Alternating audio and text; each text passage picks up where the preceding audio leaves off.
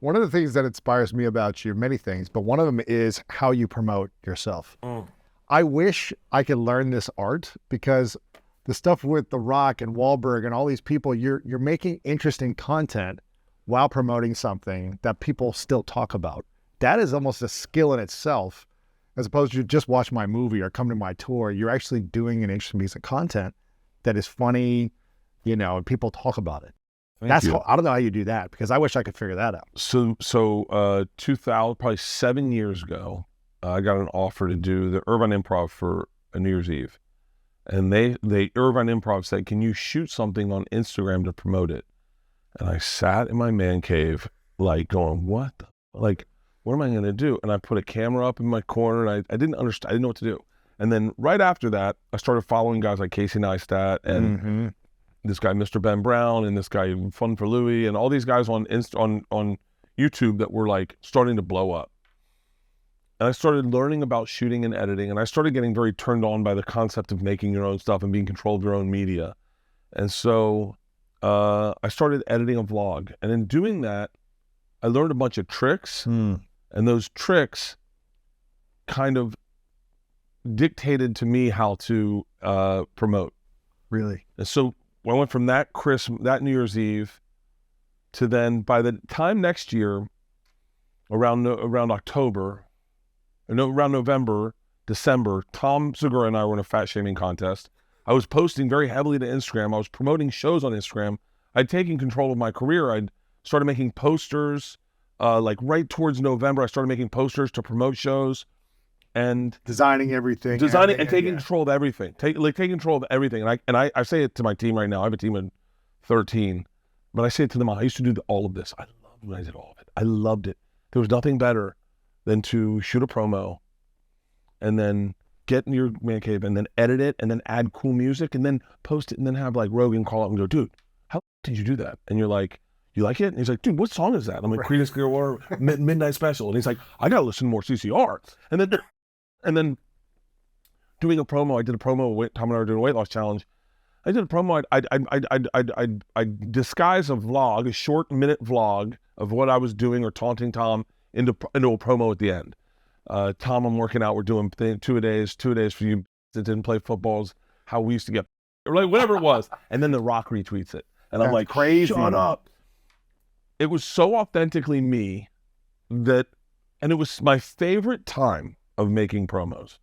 It was my favorite, and I was so in the pocket at that time. And mind you, I wasn't even selling like legit tickets like I am now. I was selling like 1,200 tickets a weekend. And my favorite one I ever did, they called up and they're like, yo, we added shows, I forget where. We added shows, late show Friday, late show Saturday. And it was like Wednesday. And I was like, whoa. I either go in and do radio or I can shoot a promo. And I said, girls, I need everyone outside. Leanne's like, girls are doing homework. The girls were maybe like 10 and 8. And I go, just give me, it'll take literally 5 minutes, babe. I gave Leanne a leaf blower. I gave Isla a hose. I gave Georgia the drone. Georgia's 10. I got an American flag and a Speedo. And I just had Georgia back the drone up with Isla misting me and Leanne leaf blowing me. And then it went from like this picture of me to seeing my family doing it. And I played Rambling Grambling Man by Bob Seger. Uh-huh. I went in, I edited it, I posted it. Next morning, both shows were sold out. And I was like, wow, bro. And then, we can talk about the progression of promos because it's such an interesting thing. My buddy's a marketing professor. He's worked at Oregon, University of Oregon, Penn State, USF, UC. He's worked all over the country. And he was at the premiere of my movie. And I said, dude, I would love to like audit a marketing class. And he said, we'll be teaching what you're doing in a couple years. Wow. And I was so far behind what you're doing. It's just, we're at the forefront of it. I mean, obviously the calling out for The Rock and Mark Wahlberg and Arnold Schwarzenegger, I was like, it's fun. It's fun. And it gets you excited when they repost. And then Mark did his own video calling me out. And then in a great way, it's like now Mark's promoting F-45. And let me tell you something, I have a burning sensation to get into an F-45. I want to go too. I want to go to an F-45. It's like the way he said, let me get you in that 40. And he's good as a pro. You got to remember, these are the best actors in the world. When he starts doing this, let me tell you something. I know you're getting in shape for a movie because you got the fat belly, you're drinking beers. I get it. Now we got to get you some Flecha Azul. Get you in that 45. I'm supposed Big Tony. Like, he's the best. But yeah, the whole promo thing. And then I got out over my skis where I started doing so well in promos that my team started going, well, put him in the biggest venues we can get him in because he'll sell the tickets. Wow. Because really? I did. Because you were selling out these smaller arenas into a big arena. So I went clubs, and then I did my theater tour. Those clubs are what, like 300, 200? 300 a night, 250 a night. And then theaters are what? Theaters are 1,200. Your first run at theaters is like 1,200 is the biggest you're going to do. And you're selling these out. And so you're going from what you're doing a weekend to in one night. And then hopefully, if you're doing it right, you're doing 2 shows a night. Because that's how you really make the money. Wow. You don't make money on 1 show in theaters. You got to sell 2 shows. So we go to the theater tour, and I decide to do a hip hop dance video. And I'm very a little bit of a penny pincher, and so especially then, not as much now, but especially then. And so I was like, all right. So there's this girl D Glazer. I liked her. My daughters and I would share her dance videos. So I DM'd her. I was like, hey, how can you teach me a hip hop dance? Because I wanted to prove to Rogan and Tom and Ari that I could dance. I don't know. It's just stupid, just boy stuff. And so I learned this hip hop dance. We shoot it. It's really good. And in doing it, we shoot it. It's good. Just shooting it's funny. We're all laughing. So then I go, do this one thing and just give me space on the left so I can run tour dates. And so we do the dance video. You know when a video is good when you post it and you start getting texts from other comics. Minutes. I posted it. We were looking at a house up just south of the boulevard. I posted it, and I got a text from like a really big comic. He's like, dude, dance video, amazing. And then you're like, okay. And then I posted those tour dates for that tour, and I sold the whole tour out immediately. Holy cow. That's pre-sale. I sold it all out in pre-sale, so they add second shows to all of them. General on-sale shows on Friday. I sell it out Friday. I sell them all out, and I'm like, yo, and then I watch my friends copy what I did. And doing dance videos? Tom Segura dropped 45 grand on a dance video and posted his videos, and his did better than mine. Really? And he sold his whole Australian tour out. Come on. And then you watch fans going, what's next? Fluffy's calling. He's like, dude, how do I get in on these? Like Joe Coy, like we're all comics are like, yo man, can you come at me like that? Like, because Tom and I are very organic. We're best friends. We taunt each other. We try to one-up each other. Right. And so then the next tour comes, and they're like, yo, what do you got? We're gonna go bigger theaters. Let's go 3,500 seats. And so you're like, okay. So I'm just like, and they're very organic thoughts. I go, can I get a marching band? Holy and they're like, what are you gonna do with a marching band? I go, I don't know. I'll figure it out. Let them show up at my house. I'm sure we'll figure something out. They show up, and I was like, what song do you guys know? And then no one knows each other, so they're like, I can play Rubber Band Man. I was like, yeah, I can play that. So then they sit around my pool. I stand them around my pool, and I go back to like a standard promo for me was like lifting weights, going, what's up, everybody? It's your boy Bert Kreischer, the Machine. I drop the weights. I have a whistle around my neck. I go, I got a big announcement. And then the drummer comes out behind me. Wow. And then the marching band's out. Put it on sale, sell out immediately. Add second shows, sell it out immediately. Then they're like, all right, let's see how big we can go. Let's do Red Rocks, 10,000 seats. And I'm like, mother.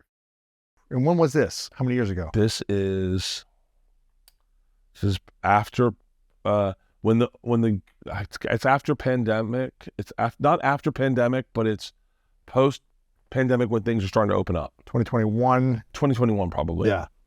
End of 2021 or something like that. End of 2021. October 2021. So not too long ago. No. I wasn't. By the way, the biggest I'd ever done was 3,500. The biggest I'd ever sold. Before 2020. But I was selling 2 shows. Yeah. I was selling 2 shows most of the time in these markets. Red Rocks is 10,000, and I'm struggling. I'm like posting every day. It's not selling out yet. I'm watching it grow by like every day. It's like 150 seats. 150 seats. 150. I'm doing the math. I'm like, okay. Ooh, man. I'm like 2 months out, I think. I'm about 2 months out. I'm like, and you got 7,000 more tickets to sell or something like that. Yeah. No, probably like 5,000 general. Still half. Yeah. Yeah. And then I go to shoot the movie. I rupture I shoot the movie at 3,500 seats. I rupture the tendons in my thing, lose my tricep, and they have to pull it. They have to go into surgery, pull it down. And I go. I talked to the anesthesiologist the night before. I go. He goes, so what song do you want to listen to? And I go, CCR. And he goes, I go, I can listen to a song going in. And he goes, dude, it's surgery. We do this to crackheads. It should be fun. Lighten up. Right. I'll give you a pill. You'll calm down. I'll have you count back from 0. And I go, hold on. Instead of counting back from 0, can I have my phone with me and do a promo read? Oh my gosh. And it's amazing. He's like, yeah. I go, cool. So we roll in. I start with my left arm, right? And I don't realize they put a nerve paralyzer in it. My left arm collapses. I grab the phone with my right arm, and he's walking me in. And I go, I mean, you can find this. You can find all of these online, but I'm like, hey, as I lay here on this steel bed, about to go into surgery, thinking, what worried about my life? I have one thought that I want to share with the world. I'll be at Red Rocks. And I go, I mean, like, oh, dude. I'm like, Jimmy Buffett's there the night before. I'm there the night, then he'll be the night after. The anesthesiologist was like, Jimmy Buffett? And I was like, yeah, you want to come? He's like, yeah, good night. And he hits me. And I was like, I'll see you over there. Drop the phone, wake up out of surgery. I look at Leanne. I go, did we get it? She goes, we got it. You sold out? No. Sold out Red Rocks. Sold out Red Rocks. Oh, my God. Doing it again in October. We're almost sold out. Holy cow. Do it for a cruise. And so, like, it became a little bit of like, and I say this obviously aware of what it sounds like, but the joke within the comics was like, promo king. You do great promos, and you know, I have a festival now that I'm marketing entirely on my own. I have a cruise that I do entirely on my own. We've had a bunch of people come to my company, Bert Productions, and ask us to market things for them. Wow. And join up.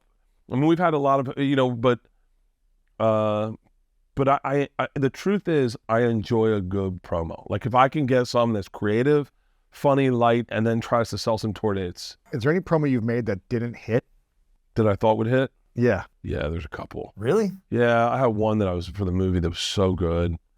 It just didn't take off. Was it the message or the hook was off, or was it the timing when you posted it, or what are the factors to having a great promo? Well, a little bit of nudity sells. When you go shirtless.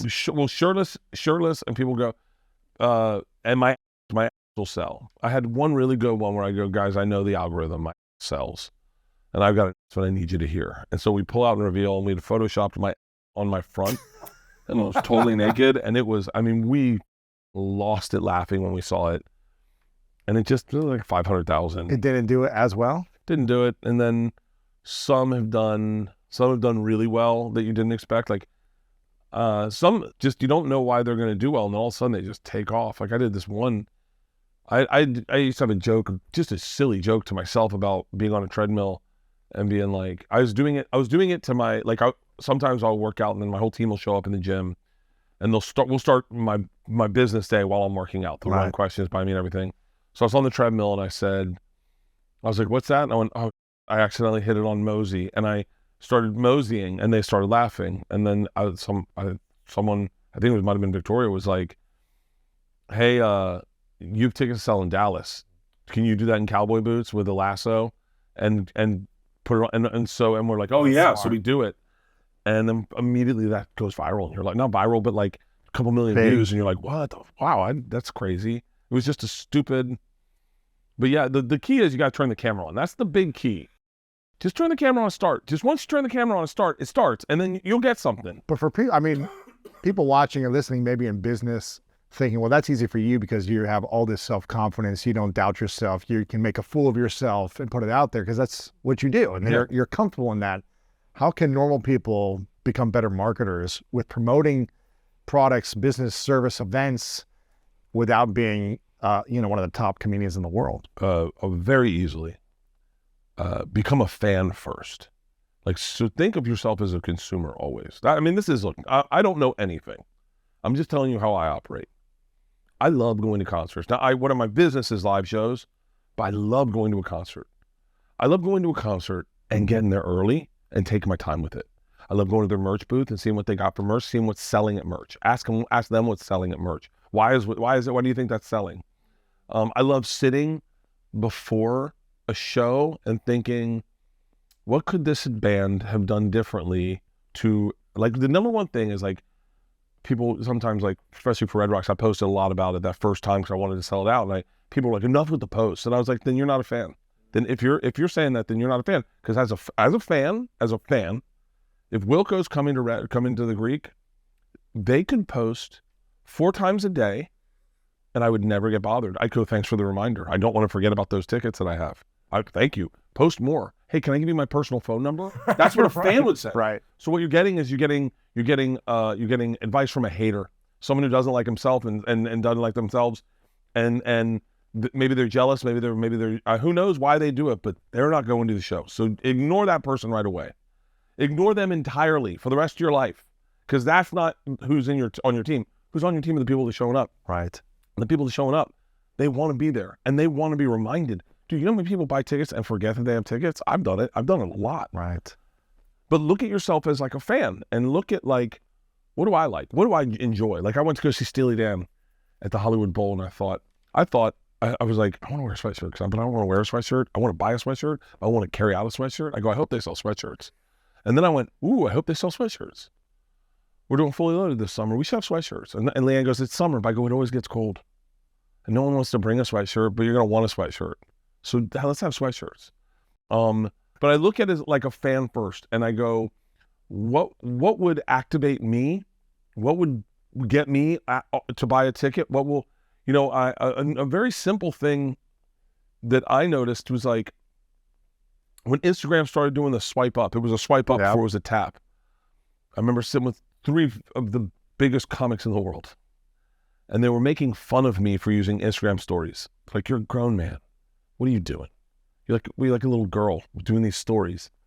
And I said, let me show you something. And I said, look, see this post right here? I go, this is promoting a show. And they're like, yeah, what is it? With a swipe up? And I go, watch this. I swiped up and I showed them how many people clicked, and I go, 2,500 people clicked on that link. Those are tickets sold. Wow. And then all of a sudden, they're these swiping. 3 cynics are on their phone the next day. Hey, I got a show. I got a show. You're gonna take your finger and then go like this. But you're like, yo, activate your.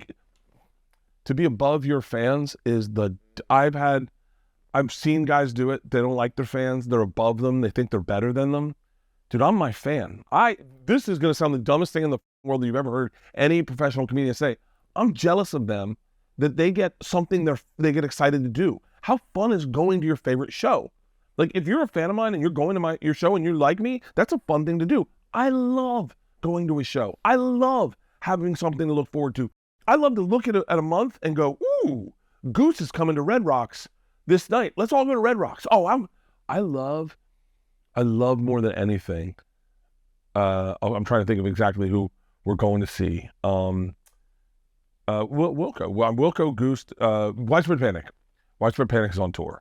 I love getting into my phone. I love buying the tickets. I'm in a place where I can buy all the tickets or get them comped. Right. I love getting my tickets. Get like a box. Seats, figuring out where you're going. Get 6. I did it for Steely Dan. I got 6 tickets.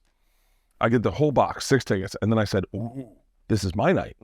Who do I want to invite? Yeah. So I asked Leanne. She goes, oh, you should invite your trainer because you guys listen to Steely Dan when you work out. I go, oh, yeah. We've been listening to her all week. Ooh, her roommate is one of the biggest chefs in L.A., Antonio LaFasa. I go, it's the bowl. We can cater it ourselves. I'm going to have Antonio have her restaurant catering for us. I go, oh, I love that energy. I love it. Now, there are comics that don't go see live shows. There are bands that don't go see live shows.